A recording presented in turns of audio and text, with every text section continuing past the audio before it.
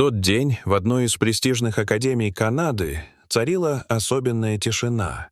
В просторной аудитории сидели студенты из разных стран.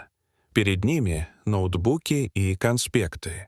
У кафедры стояла профессор Маргарет Стюарт, элегантная женщина за 50, строгая и проницательная. Она славилась критическим мышлением и открытым скептицизмом по отношению к религии, считая ее лишь социальным конструктом. Маргарет написала на доске вопрос: «Существует ли Бог?». Аудитория взволновалась. Некоторые переглядывались, другие напряглись. Профессор пригласила любого смельчака встать и логически обосновать веру в Бога. На удивление всех руку подняла юная студентка, Лайла Хусейн, 18-летняя девушка. Она встала спокойно. «Меня зовут Лайла. Я верю в Бога не только через веру, но и через науку и разум». Профессор скептически кивнула. «Докажите это научно». Лайла спросила: «Профессор, сложные механизмы требуют создателя?» «Да», — ответила Маргарет. «Тогда разве Вселенная, более сложная, чем часы, могла появиться сама по себе?» Профессор парировала, мол, наука объясняет все через большой взрыв. Лайла мягко возразила: «Но что стало причиной большого взрыва?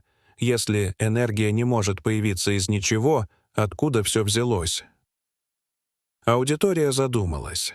Профессор попыталась перенести разговор в философскую плоскость, но Лайла не отступала.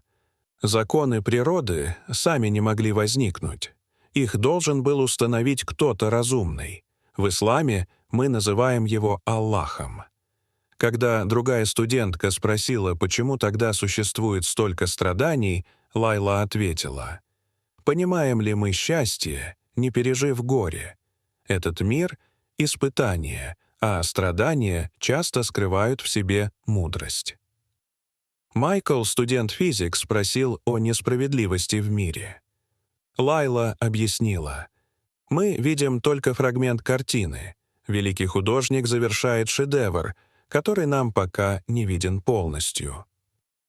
Профессор Маргарет подняла последний аргумент — о религии, ставшей причиной войн и конфликтов. Лайла ответила сравнением: «Нож можно использовать как для готовки, так и для причинения вреда.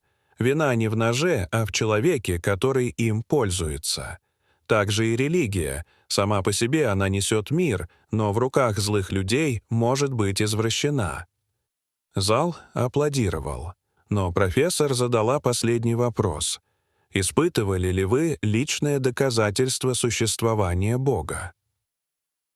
Лайла улыбнулась. Она рассказала, как в детстве попала в страшную аварию.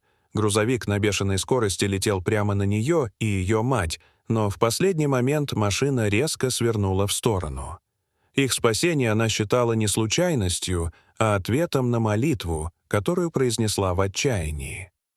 Лайла закончила словами: «Иногда мы не видим Бога глазами, но мы чувствуем Его присутствие, в помощи в трудную минуту, в тихой поддержке, в чудесах, которые нельзя объяснить наукой».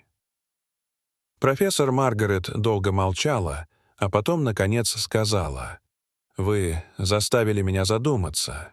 Спасибо». Когда пара закончилась, многие студенты остались обсуждать услышанное. И даже сама профессор, покидая аудиторию впервые за долгое время, задумалась: а вдруг истина не всегда укладывается только в рамки разума? Дорогие зрители, что вы думаете об этой истории? Расскажите, пожалуйста, в комментариях. А если вам понравилось это видео, то ставьте лайк и подписывайтесь на наш канал. До свидания.